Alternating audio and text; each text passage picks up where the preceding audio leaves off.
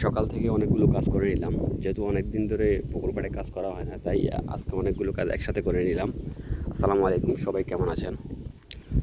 আশা করছি সবাই ভালো আছেন, আমিও ভালো আছি আলহামদুলিল্লাহ।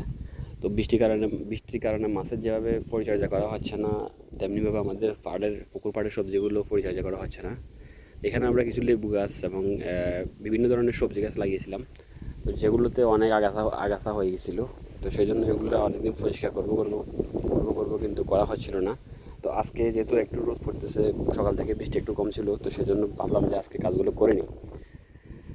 তো সকালে আমি আসার পরেই শুরু করলাম। আমার একটা ছোট ভাই আছে, আরও 2-3 জন লোক আছে। তো সবাই মিলে গাছগুলো পরিষ্কার করতে লাগলাম। এগুলো হচ্ছে লাউ গাছগুলো আজকে লাগিয়েছি প্রায় 20 দিনের মতো হবে। তো এগুলোর চারপাশে পুরো আগাছা হয়ে গেছে, আগাছাগুলো পরিষ্কার করতেছিলাম। আর কিছু কিছু গাছের গোড়া খালি হয়ে গেছে, সেগুলোতে পচা কচুরি পানা দিয়ে দিলাম। তো এভাবে কাজ করতে থাকলাম সকাল থেকে, একটার পর একটা কাজ। আসলে পুকুরটা অনেক বড়, সেজন্য কাজও অনেক এখানে। আর এখানে যে গাছগুলো দেখতে পাচ্ছেন, এগুলো সবগুলো আমার হাতে লাগানো।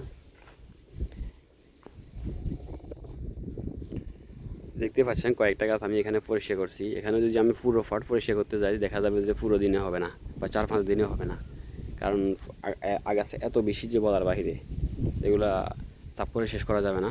আর আগাছাগুলো পরিষ্কার করলে আরেকটা সমস্যা আছে, সেটা হচ্ছে পুকুরের ফাটটা এখনও বৃষ্টি হচ্ছে, পুকুরের পাড়টাও ভেঙে যাওয়ার সম্ভাবনা আছে। তো সেই জন্য আমরা পুরো আগাছাগুলো পরিষ্কার করতেছি না, শুধু গাছ থেকে 1 থেকে 1.5 ফিট পর্যন্ত পরিষ্কার করেছি, যাতে ফাটটাও ঠিক থাকে, গাছটাও ঠিক থাকে। তো এগুলো পরিষ্কার করার পরে আমরা কয়েকদিন পরে আবার সার প্রয়োগ করবো, সেই জন্য একটু পরিষ্কার করে নিচ্ছিলাম। তো এর ফাঁকে আমরা আবার একটু নাস্তা করে নিলাম। তো কিছু কাজ করতে করতে আমাদের মাছের খাবার দেওয়ার সময় হয়ে গেছে। তো মাছের খাবার দেওয়ার সময় যখন দেখলাম যে পুরো নৌকাটা বৃষ্টিতে ভরে গিয়েছে, তো সবাই মিলে প্রথমে নৌকার পানিগুলো সেচে ফেলে দিচ্ছিলাম।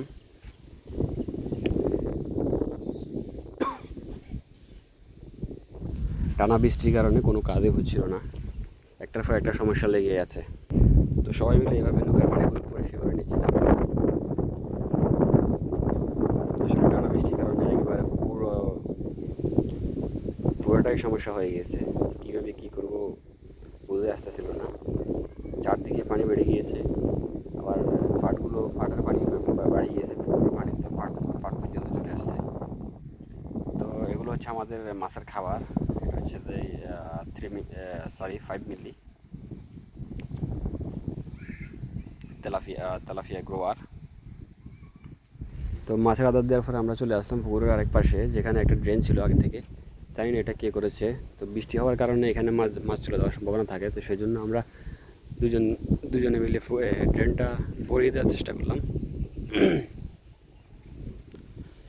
তো যেহেতু এখানে আরেকজনের পাশে আরেকজনের কী বলে পেঁপে বাগান আছে, তো সেই জন্য আমাদের কাজগুলো সাবধানে করতে হচ্ছে, হাত দিয়ে করতে হচ্ছে। তো একে একে আমরা পেঁপের এই ড্রেনটা আমরা ফুরিয়ে দিয়েছি, যাতে পানি পুকুরে বৃষ্টি হওয়ার কারণে পানি বেড়ে গেলে যাতে মাছগুলো এখান দিয়ে চলে না যায়। যেহেতু পুকুরটা অনেক বড়, আমরা এটা সামাল দেওয়া অনেক কষ্ট। এক সাইডে থাকলে আরেক সাইডে দেখা যায় না, পুরো কোনো সময় বৃষ্টির মধ্যে ভেসে যায়, মাছগুলো চলে যায়। তো এটা হচ্ছে যে আরেকজন আমার পাশে এক ভাইয়ের পেঁপের খামার। দেখতে পাচ্ছেন খুব ভালো পেঁপে ধরতেছে। আপনারা চাইলে এভাবে পেঁপে গাছ লাগাতে পারেন, পেঁপে গাছ আসলে অনেক ফল দেয়।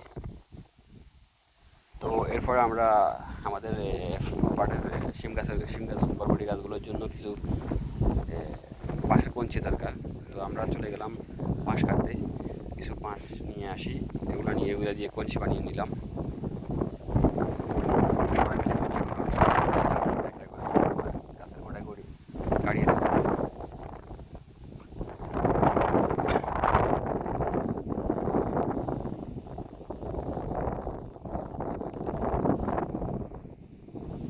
তো এগুলো হচ্ছে আমাদের শিম বরবটি শিম। তো এগুলো মোটামুটি এখন ফল আসতেছে, তো সেই জন্য এগুলার গোড়ার মধ্যে কিছু কঞ্চি গেঁথে দিলাম, যাতে এগুলো বাড়তে সুবিধা হয়। একটাতে 2টা করে দেওয়া দরকার, 2 থেকে 3টা করে দেওয়া দরকার, কিন্তু আমাদের যেহেতু এখন মাছের সংকট, সেজন্য আমরা 1টা বা 2টা দিচ্ছি। কয়েকদিন পর আবার আরেকটা বা 2টা আরেকটা করে দেবো, আর সুতা দিয়ে বেঁধে দেবো, যাতে এগুলো বাড়তে সুবিধা হয়।